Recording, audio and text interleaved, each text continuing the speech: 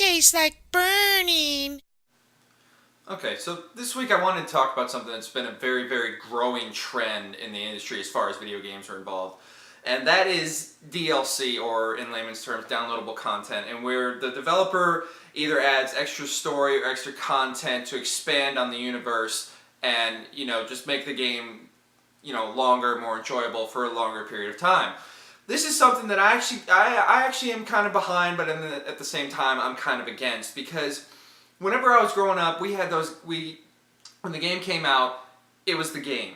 That was it. That's all it was. You got what you got. If there were glitches, you just dealt with them because either the game was that good or you didn't have the money to get another game. But nowadays, and this is something that I am kind of for, is that there are patches that can be downloaded. The game will automatically update as soon as you install the game. The day one patches are something that bother me, because that just feels like the developers sent out kind of a broken game, and they decided, okay, well, we're still going to send it out, but as soon as you upload the game, then you're going to have to download this enormous patch that will fix all the things that we weren't able to get to before the game actually came out. This is a problem for me because some of the people that I actually talk to that still play games don't actually have the internet connection or never actually plug their console up, so they don't get that patch. So they're just left stuck playing that buggy game.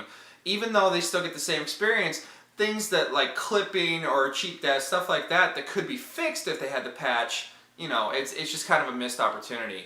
The other side of downloadable content is with most recently like season passes, where you buy a whole package deal and you'll get like 2, 3, 4 expansions as the game goes on. This is something that I've recently has irritated me, particularly with The Last of Us and BioShock Infinite. With BioShock Infinite and The Last of Us, this is one of the only times I've really bought the season pass other than Borderlands 2. But with BioShock Infinite, you get the Clash in the Clouds and then the 2 story DLC. Okay, that's fine. I'm not really going to download the Clash in the Clouds because it's just essentially a challenge map. So I'll just wait until the story DLC comes out and download them all at the same time. Well, my problem is with The Last of Us. The Last of Us is by far one of my favorite games this year, so when they announced there was a season pass because there's going to be downloadable content, I of course jumped on it. The difference between The Last of Us and BioShock Infinite is The Last of Us has multiplayer. Now, what they don't tell you with the season pass when you buy it up front is that 2 of the 3 possible packs are going to be multiplayer focused, and you get 1 story-based, downloadable content. That's something that really kind of irritates me, because if I had known that up front, I wouldn't have bought the season pass. I would just buy the storyline DLC, because I'm not really, a multiplayer-focused gamer. But it's just, it really kind of irritates me, because there are certain games that are going to have, only multiplayer-focused DLC, like the Call of Duty or Battlefield series. So you buy the season pass because you're that type of gamer.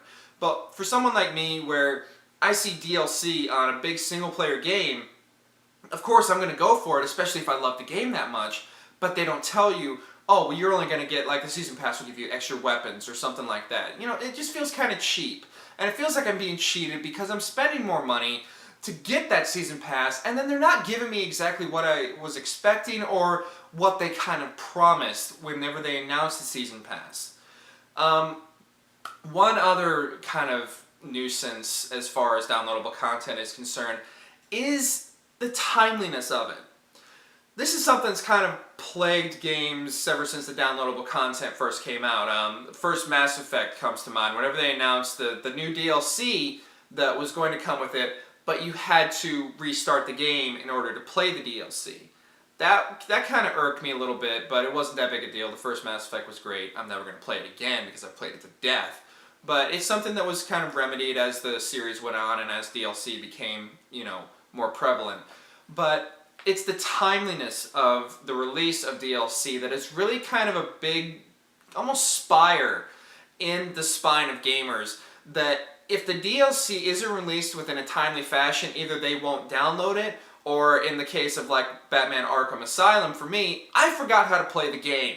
Because the DLC for Harley Quinn's Revenge came out I think it was 3 or 4 months later, and by that time I'd played 5 or 6 other games, so I'd almost forgotten how to play, so and that game doesn't really have a great learning curve. You jump in and it's like, oh, here's this, and then you're playing. with the DLC, they don't do that because they assume you've already played the game, you already know how to play. So I had a lot of cheap deaths, and I don't actually think I ever went back and finished it.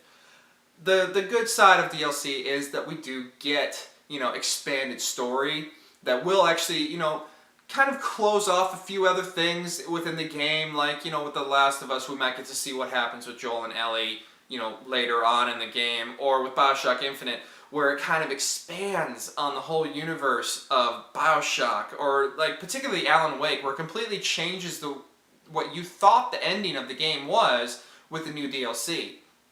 This is something that really isn't going to go away, and it's something where it's even coming packaged in certain, collector's editions of games, which is a completely other discussion for another time. But you get these DLC things because you buy these special editions, and then people who don't get those, they have to buy them separately. It's one of those things where, like, okay, I understand you'll have more story segments later on, but if you have a particular DLC that's done with a collector's edition and that you can download on day one, why wasn't it in the game to begin with? There's a lot of cheap things about DLC, and a lot of cheating as far as, the gamer or the consumer is concerned, because we haven't quite reached the pinnacle of what DLC is. It's still fairly new. I mean, we've only had it for probably the past, this generation's about 8 years old now, we've only had it for maybe the last 5 years. The same thing with achievements and trophies. No one really knew what they were whenever they first came out, and now it's an addiction for everyone. And developers are even expanding how they're going to be integrated in the games in the next generation. It's something where, with downloadable content, since we know it's not going to go anywhere, I just hope it will evolve along with the gaming medium in general, and we'll just have to see where it goes from here, and hope that it has a much brighter future.